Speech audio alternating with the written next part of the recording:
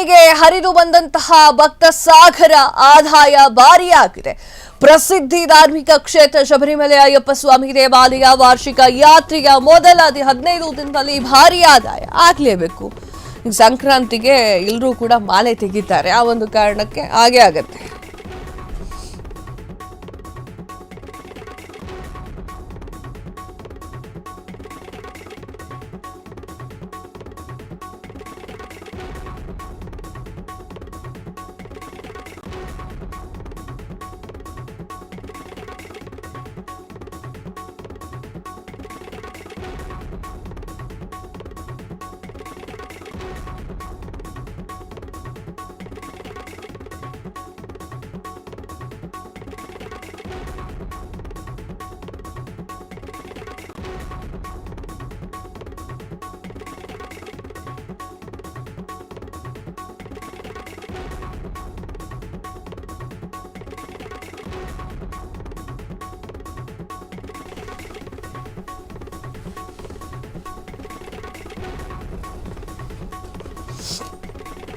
ಅಯ್ಯಪ್ಪನಿಗೆ ಹರಿದು ಬಂದ ಭಾರಿ ಆದಾಯ. ಪ್ರಸಿದ್ಧ ಧಾರ್ಮಿಕ ಕ್ಷೇತ್ರ ಶಬರಿಮಲೆ ಅಯ್ಯಪ್ಪ ಸ್ವಾಮಿ ದೇವಾಲಯ ವಾರ್ಷಿಕ ಯಾತ್ರೆಯ ಮೊದಲ 15 ದಿನದಲ್ಲಿ ಭಾರಿ ಆದಾಯ. ಅಯ್ಯಪ್ಪನ ಸ್ವಾಮಿ ಹುಂಡಿಗೆ 15 ದಿನದಲ್ಲಿ 92 ಕೋಟಿ ರೂಪಾಯಿ ಸಂಗ್ರಹ.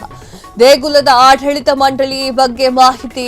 ಕಳೆದ ವರ್ಷ ಇದೇ ಅವಧಿಯಲ್ಲಿ 68 ಕೋಟಿ ರೂಪಾಯಿ ಸಂಗ್ರಹವಾಗಿತ್ತು. ಈ ಬಾರಿ ಶೇಕಡಾ 33ರಷ್ಟು ಆದಾಯ ಹೆಚ್ಚಳ.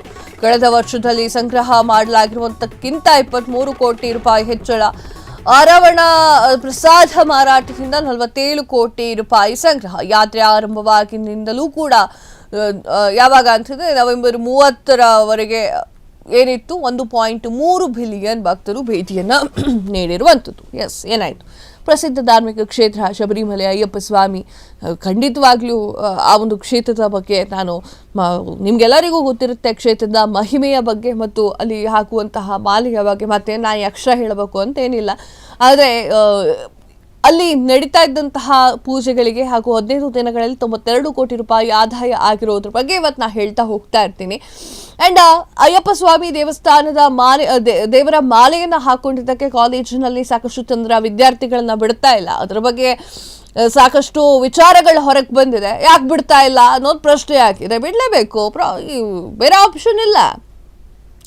ಯಾಕಂತಂದ್ರೆ ಎಲ್ಲ ಒಂದು ಧರ್ಮಕ್ಕೂ ಕೂಡ ನೀವು ಮರ್ಯಾದೆ ಕೊಡ್ತೀರಂದ್ರೆ ಹಿಂದೂ ಧರ್ಮಕ್ಕೂ ಮರ್ಯಾದೆ ಕೊಡಿ ಅಲ್ವಾ?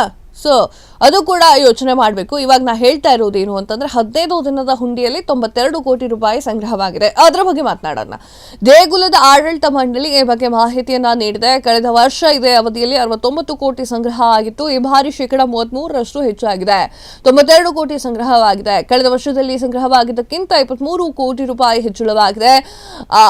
ಅಂದ್ರೆ ಆವರಣ ಪ್ರಸಾದ ಈ ಒಂದು ಮಾರಾಟದಿಂದ 47 ಕೋಟಿ ರೂಪಾಯಿ ಸಂಗ್ರಹವಾಗಿದೆ. ಯಾತ್ರೆ ಆರಂಭವಾಗಿನಿಂದ ನವೆಂಬರ್ 30ರವರೆಗೆ 1.3 ಬಿಲಿಯನ್ ಭಕ್ತರು ಶಬರಿಮಲೆಗೆ ಭೇಟಿಯನ್ನ ನೀಡಿರುವಂತದ್ದು.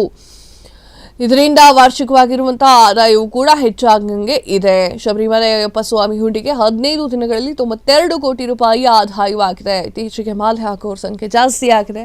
ಒಳ್ಳೆಯದು ಸರ್, ಮಾಲೆ ಹಾಕೋದು ಒಳ್ಳೇದು, ತುಂಬಾ ಒಳ್ಳೇದು. ಯಾಕೆ ಅವರು ಆ ಒಂದು ಇದಕ್ಕೆ ನಾನ್ ವೆಜ್ ತಿನ್ನೋದು ಬಿಡ್ತಾರೆ, ಎಣ್ಣೆ ಕುಡಿಯೋದು ಬಿಡ್ತಾರೆ, ಸಿಗರೇಟ್ ಸೇದೋದು ಬಿಡ್ತಾರೆ, ಕೆಟ್ಟ ಪದಗಳ ಬಳಕೆಯನ್ನು ಮಾಡೋದು ಬಿಡ್ತಾರೆ, ಹೆಣ್ಮಕ್ಳ ಕಡೆ ತಲೆ ಎತ್ತು ನೋಡೋ ಹಾಗೂ ಇಲ್ಲ. ಸೊ ಆ ಒಂದು ಕಾರಣಕ್ಕೆ ಮಾಲೆ ಪ್ರತಿಯೊಬ್ಬರು ಒಂದ್ಸಲನಾದ್ರೂ 3 ವರ್ಷನಾದ್ರೂ ಮಾಲೆ ಹಾಕಿದ್ರೆ ಒಳ್ಳೇದು. ಕ್ಷಣ ಕ್ಷಣದ ಸುದ್ದಿಗಳಿಗಾಗಿ ಫ್ರೀಡಂ ಟಿವಿ ಸಬ್ಸ್ಕ್ರೈಬ್ ಮಾಡಿ, ಲೈಕ್ ಮಾಡಿ ಹಾಗೂ ಫಾಲೋ ಮಾಡಿ. ಹೊಸ ಸುದ್ದಿಗಳ ನೋಟಿಫಿಕೇಶನ್ಗಾಗಿ ಬೆಲ್ ಐಕಾನ್ ಮೇಲೆ ಕ್ಲಿಕ್ ಮಾಡಿ.